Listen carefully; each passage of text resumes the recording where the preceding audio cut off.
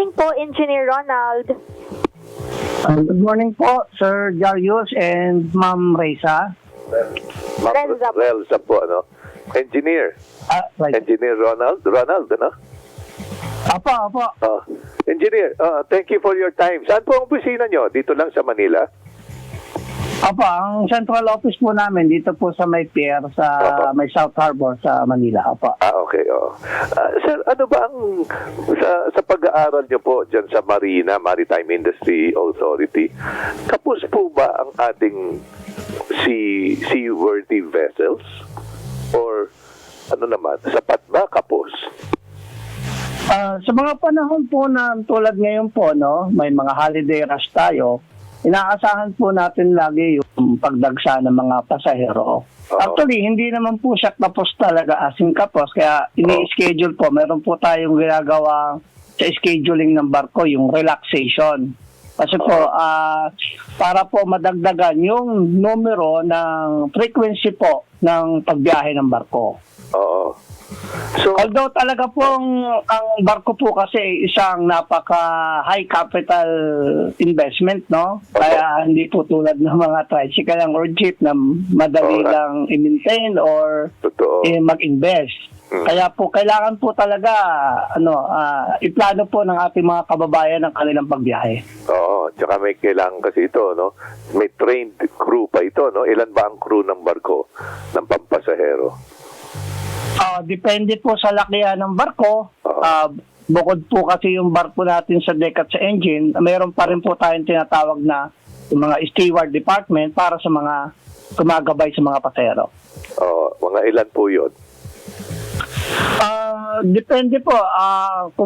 Depende po sa layo ng ruta. Pero yung po ating deck and engine, more or less mga 10 to 15. Tapos yung po mga sa steward po ay depende rin po sa dami ng pasahero. So umaabot po yan ng minsan 20 to 50. Depende po sa dami ng pasahero. 20 to 50 kasama na yung mga yung mga waiter tsaka mga nagluluto, gano'n. Opo. Engineer Ronald, hindi naman po ba kayo kinakapo sa tao, especially po holidays, yung iba baka naka-on leave pa, tapos syempre mas madami po yung sumasakay. Opo, sa kautusan din po ng ating departamento sa DOTR, no? Naka-heightened alert po tayo mula noong 26 hanggang sa January 3, no?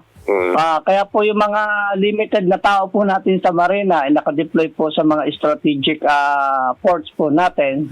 Lahat po yan sa Luzon, Visayas, Mindanao. So may mga regional offices units po tayo. At katulong naman po natin dito ang Philippine Coast Guard at PPA. Hindi naman po Marina lang po ito. Tapos, nire-require po rin ninyo na ang mga barko ay wag muna pumayag ng mga leave. Kailangan all hands on deck din sila.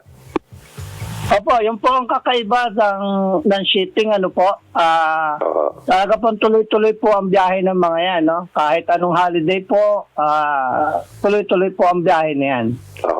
Ngayon, kung hindi po ganitong holiday rush, sir, kumusta ang situation? Hindi kinakapos? Hindi po. Hindi naman po. Wala naman po tayong report na talagang kinakapos. Ganito lang po talaga pag may holiday rush. Kaya po nag-iisip po si Marina ng relaxation order. No? Ang ibig sabihin po nun, basta napuno po nila yung capacity ng barko, kahit pa wala pa po sa takdang oras, pwede na po silang maglayag para makabalik agad po uli sila para dumami po yung frequency ng biyahe. Pero kung hindi po ganitong holiday rush, kumusta po ang number of passengers? Kakalog-kalog po ba sila? Hindi na po puno ng mga barko, gano'n? Opo, lalo na po pag yung tinatawag nating lean season. Kaya nga po, hindi rin po, napaka-strategic po dapat talaga yung investment ng shipping, pinag-aaralang mabuti po yan ng ating mga shipping company. Kasi hindi po talaga biro yung investment ng shipping.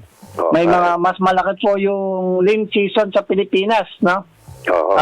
Pag may mga bagyo rin po, siyempre hindi ka pwedeng bumiyahe. So, kailangan po ma-recover naman nila yung investment nila. Ngayon, meron kasing Ano bali ilan klase po ang mga ruta po? Merong yung mahahabang ruta. Meron naman yung mga maiikli na ferry lang, wala nang tulugan, walang mga kwarto, wala nang mga gano'n na pwedeng mahiga. Nakaupo lang kayo, no, doon sa ferry, di ba? Tawid isla lang. Ano po ba ang nito? Mas marami yung ganong mga inter-island lang na ferry. Opo, meron po tayong regulasyon dyan, ano po, yung mga biyahe po na less than 4 hours na tinatawag, Oo. inaalaw po natin yung nakaupo lang, no? Okay. Opo, pero pag yan po ay mga long haul, tulad po ng Manila to Cebu, Mindanao, Oo. definitely ho, ano yan, lying po ang tawag dyan, no? May mga accommodation talaga na lying. Oo. So, ganun po yung ating regulasyon dyan. Basta more than 4 hours po, required po sila ng lying. Para makapagpahinga po ng maayos yung at komportable po yung ating mga pasahero. Mm-hmm. Pag 4 hours or less, ito naman yung upuan lang. Opo. Mga ilan po yan yung mga ganyang klaseng barko? Yung lying tsaka yung sitting? Actually, karamihan po yan, tulad dito sa mga Matnog Island natin, less than 4 hours lang po yan, no? Oo. So, wala po akong hawak na data ngayon, pero marami-rami naman po yan. Manageable naman po yung ating ruta dyan sa areas na yan, no? Although talagang pag ganitong panahon po, expect ko natin na yung pasensya ng pagpila, kaya po kailangan planuhin talaga. Pero marami talaga yan. Merong, halimbawa, yung Zamboanga City to Basilan, mga ganon, or Cebu to Bohol, mga ganyan, maiikling ruta lang yan No? Correct po, correct. At marami naman po bumabiyahe dyan. Oo.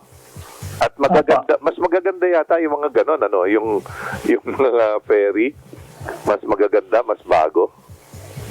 Opo, actually, marami po tayong pumapasok na mga international Ajax class pa nga po Continuous naman po ang development ng ating shipping. Yun naman pong sa cargo vessels. Ano po ito? Mas marami ito. Mas marami, inter-island cargo. Opo, sa nakarehistro po sa ating database sa Marina, mas marami po talaga yung cargo, no? May mga long haul po tayo, yung mga containerized, no? May ikot ng buong Pilipinas. Meron din mga tramping na tinatawag, mga bulk carriers, no? Bulk cargoes, no?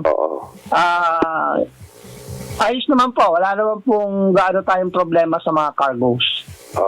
Yung tramping, yung hindi nagkakarga ng mga cargo container, mas marami po yan, maliliit lang pero ang dami nila.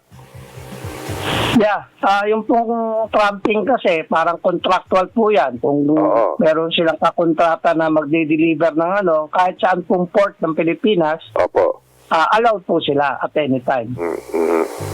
Yung yung halimbawa bakal, hindi na nakaka-cargo container yan, kaya mga flour, mga trigo, gano'n.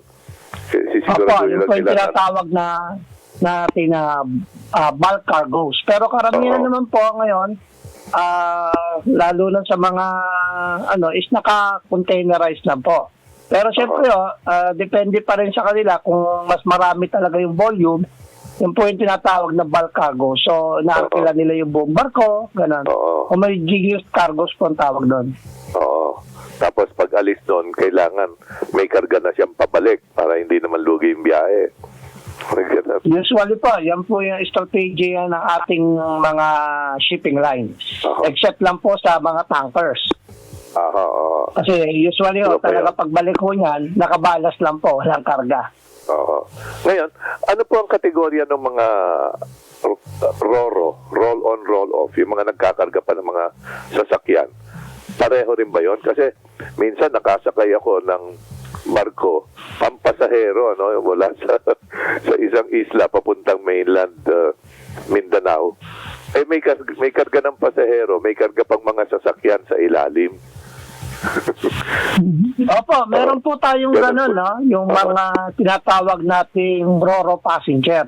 So, yung Camiguin Island po, halimbawa.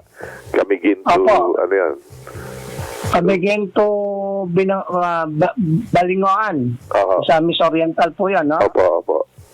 Opo, meron po tayong mga ganyan.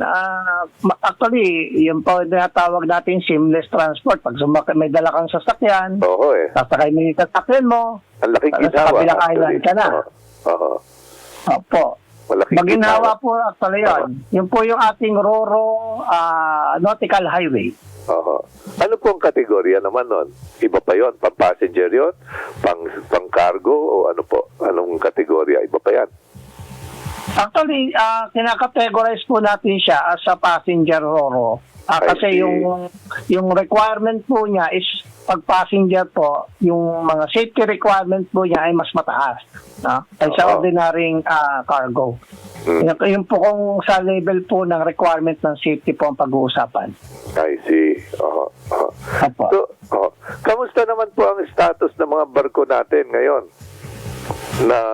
Na-i-inspection ba ng husto? Sa inyo po dumadaan kasi yung inspection, di ba? Sa marina. Inspection ng Tama po safety, yan. ganyan po, ano? Opo. Actually po, bukod po doon sa periodical inspection nating ginagawa, usually po yun yung yearly inspection, meron po tayong tinatawag na random compliance monitoring. At ginagawa po natin yan bago po ng mga holiday rush, no? Para masiguro nga po yung continuing compliance ng ating mga barko, no? Opo. At kasama rin, ang Coast Guard naman po, meron din pre-departure inspection na ginagawa. So, marami pong inspection actually para mag-complement po sila na ma-ensure yung safety, no? Pero niya po, continuous po yung programa natin dyan. Yung random compliance monitoring na ginagawa natin bago po mag-holiday rush. Tinitingnan ho natin yung overall compliance ng mga especially passenger vessel po. Sa inyo po, basically, ang compliance sa inyo, yung vessel, tsaka yung crew.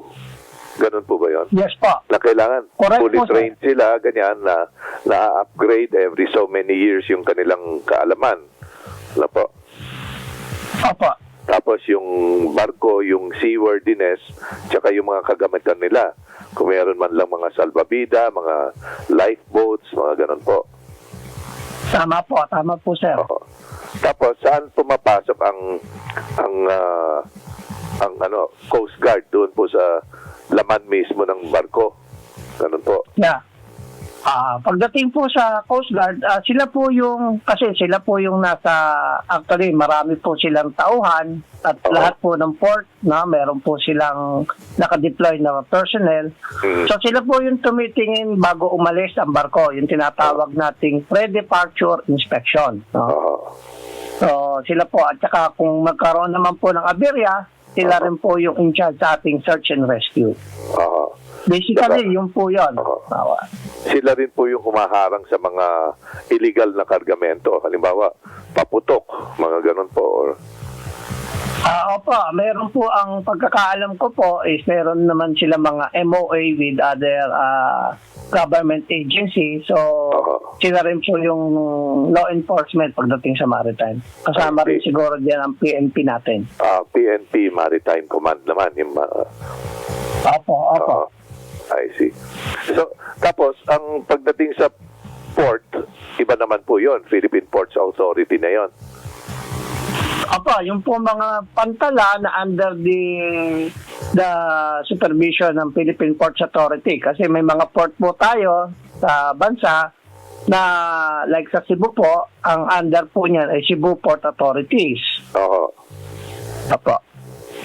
Pero nandun din po kayo kasi marami nagsasabi bakit napakagaling hamak ng Cebu Port Authority kaysa sa mga ibang ports.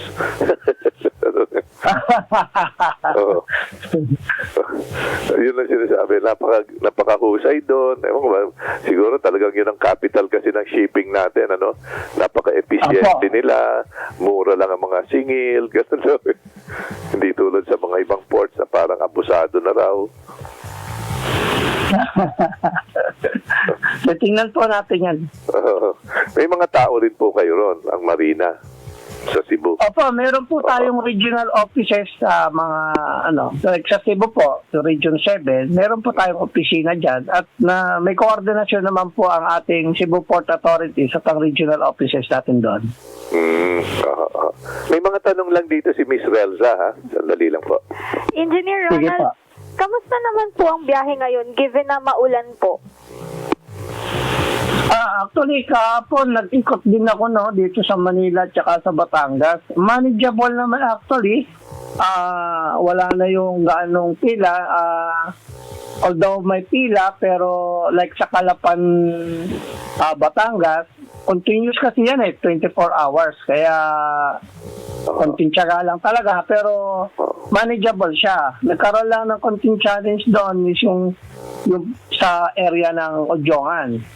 Medyo mahaba yung puno na kasi yung barko. We cannot compromise safety, no? So, kahit nakapila ka, kung talagang wala na kang sasakyan, but na-manage naman ng mga shipping lines, no? At yung mga pasahero, naman sila? Kampante naman sila nung inoobserbahan namin kahapon doon, kagabi actually. Yeah. Ang challenge lang natin siguro yung pagbalik ng mga pasahero, kaya i-advise yung mga pasahero na i-plan yung pagbalik nila kasi sabay-sabay na naman po yan sir, no? Oo, siyempre may mga pasukan din silang hahabulin Yeah po. Kaya we advise them to iplano nila, no? Yung bagay yung pagbalik nila, wala na silang ganon dalang gamit Ngayon mapapansin mo sir, yung halos lahat ng palabas ng Manila, halos puno yung barko sa dami ng gamit ng mga kababayan natin. Anong mga kagamitan yon? Mga lamit, ganyan? O iba pa? May mga furniture? Iba-iba sir. Alam mo naman sir tayo mga Pilipino kapag uuwi sa ating mga pasalubong o Pasko siguro, Baka may pero television expected pa, naman po natin yan. Baka may television. Pero manageable naman po. Actually, nag-ikot din po kami sa mga loob ng barko kahapon. May mga designated area naman po sila na kailangan po hindi maka-obstruct yun, no? Sa ating mga pathways, mga passageways. Tinitingnan po ng ating mga crew sa barko yan. Train po sila dyan. Yung po nabanggit nyo yung Odjongan, na special mention nyo. May roro po ba dyan o wala? Actually, kahapon, meron po tayo dyan. May mga rorong vessel po tayo dyan na bumabiyahe. Kasi very busy kahapon po, nag-ikot yan, kami. Opo, lalo na po pag holiday hours, manggatong holidays, na rush. Opo, medyo may kakulangan ng dyan, ng vessel kapag gantong holiday rush, no? Pero malalaki naman po yung bumabiyahe dyan. May 2 shipping line po kahapon na bumabiyahe dyan. Okay. Kasi yan ang Romblon ngayon kasi ang nagiging bagong tourist destination Kaya yan ang dinadayo ngayon Yung Romblon Island mismo, Sibuyan, tsaka Odjongan. Kaya ganun po Opo. Kwentuhan ko nga po yung mga native na mga taga roon dati na so talagang sabi nila napakarami na rin ng tao nga sa Tablas Island. Yun. Thank you very much sa oras na binigay ninyo sa amin, sir, ha? Mas naintindihan natin tong issue ng shipping dito sa Pilipinas. Sa uulit po, ha? Opo, sir. If I may, ibigay ko lang po yung hotline ng aming Marina Enforcement. Oo. Opo, para sa ating mga pasahero, kung meron po silang question o feedback, kahit po positive or negative, in-encourage po namin yan. Ito po yung hotline ng aming ahensya. Opo. 0939 953-4642 po. Pakiulit lang. 0939-953-4642. Okay. Sige. 24/7 po yan, may sasagot po dyan. Okay. Thank you very much po, ha? Dito sa inyong kahandaan mag-render ng public service even during the holidays, sir. Salamat po sa Jarius and kay Ma'am Raisa. Apa. God bless and mabuhay po kayo dyan sa Maritime Industry Authority, sir. Thank you po at maingat po sa ating mga mananakay. Okay. Happy holidays po. And you too. Once again, that was the Director for Enforcement Service of the Maritime Industry Authority, Engineer Ronald Bandalaria. It's